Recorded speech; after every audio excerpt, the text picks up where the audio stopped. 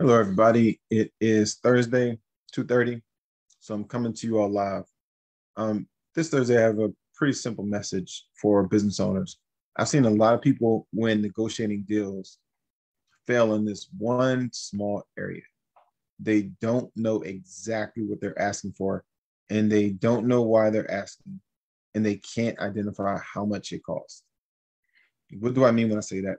I've seen somebody go into a deal and they literally were asking for a partnership position, and they didn't know like they didn't have their justification for why they should be a partner in the organization while they were going to the meeting.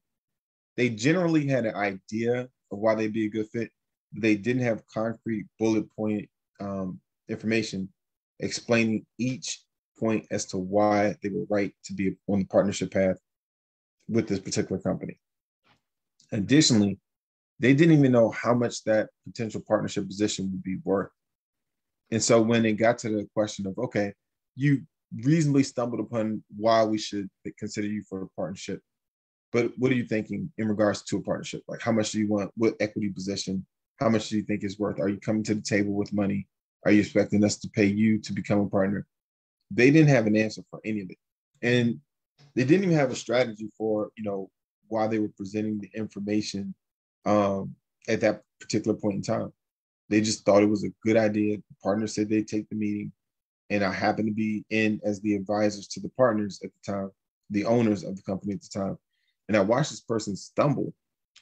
And I mean, it almost didn't seem real that they would set up a meeting, ask for a partnership level position, not have a very concrete reason why they should be a partner, nor did they know how much they were asking for over and beyond what they were currently making as a salary.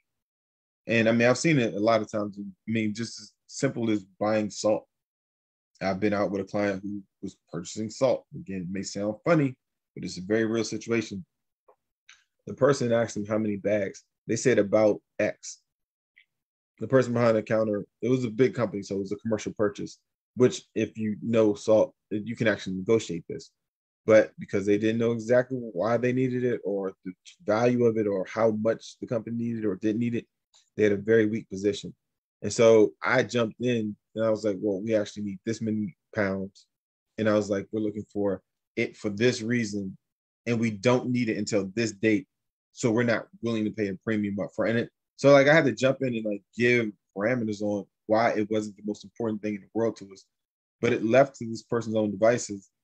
They really would have explained it as if it were an immediate need, which of course alerts the person behind the counter. I can charge a premium for it because you have an immediate need. But when I explained that, it's not something that's coming up anytime soon, they knew that we could walk away and we didn't have to make that purchase. And they gave us a better price point as a result of that. I mean, I can choose, I can give you thousands of examples, but bottom line is this: as a business owner, when you go into a meeting, know why you're there. Like, what are you asking for?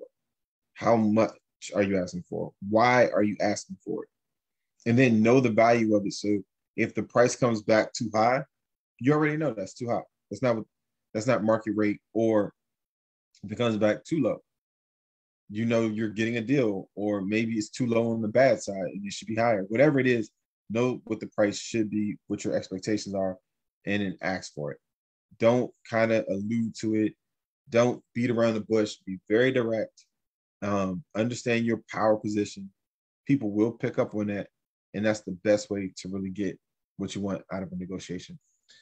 Thanks for watching it live, everybody. If you're looking to join Bold Business Society, you can go to boldbusinesssociety.com and keep the conversation going over there.